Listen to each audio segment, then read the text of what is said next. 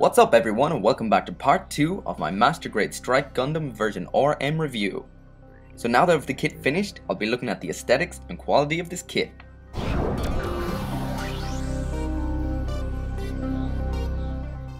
This version of the Strike Gundam looks absolutely fantastic. All the new Seed Master Grade releases we've seen in the past year or so look phenomenal, and finally we have a Master Grade Strike Gundam worth displaying beside them. With the new, stockier design and a lot more finer detail, this kit has some awesome aesthetics. The colour is spot on, all the colours are bright and vivid and just look great. The only decals I used on this kit are the foils for the eyes and the dry transfers, and a couple of choice sticker decals, and they really complement the overall design. I'm not too impressed by the phase shift armor decals. I find they're a bit overkill and detract from the look of the kit, so I left them off.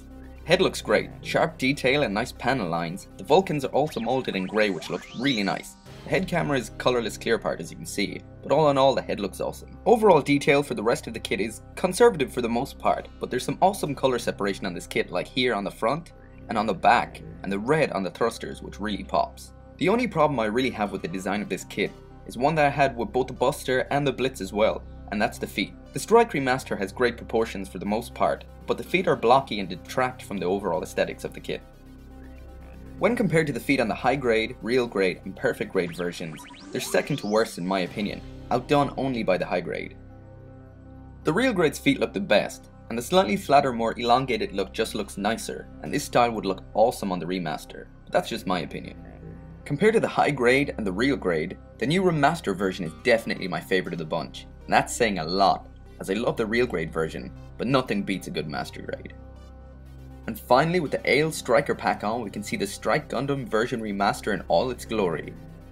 By far my favourite version of the Strike, the black, red and white of the pack really complement the mobile suit's aesthetics.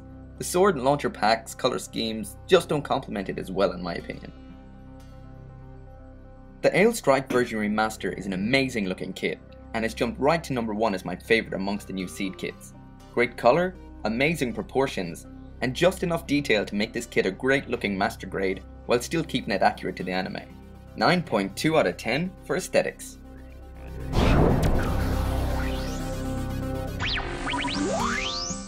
The previously released Seed Master Grade kits have been nice solid kits, but the Buster took the crown as the most solid kit in my collection.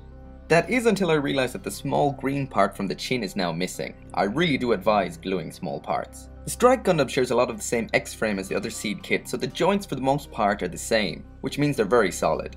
So solid that this kit can stand up with the Ale Strike or IWSP pack attached, without a stand. The limbs are all good and strong, but the waist joint is a bit on the loose side. And considering this mobile suit has to bear the weight of the Ale Striker pack, and possibly the sword and launcher too, this is a bit of a design oversight, but you can tighten this up pretty simply by applying some paint or top coat to the joint.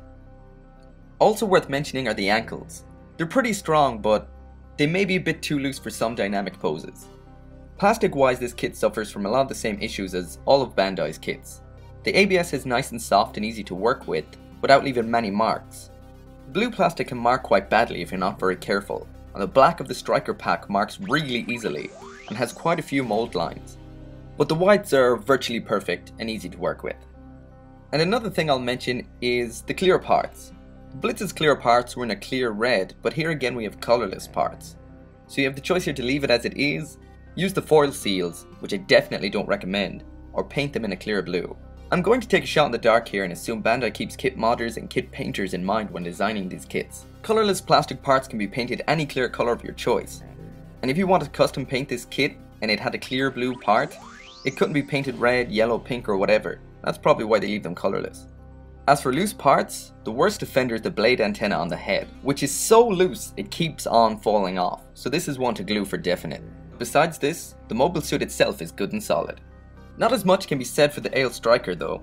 The wings are delicate, don't attach on very tightly, and doesn't take much to pull them off. On the good side, the colours and details look phenomenal.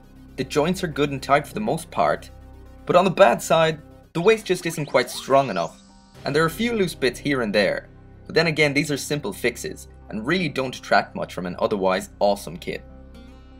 8.2 out of 10 for quality.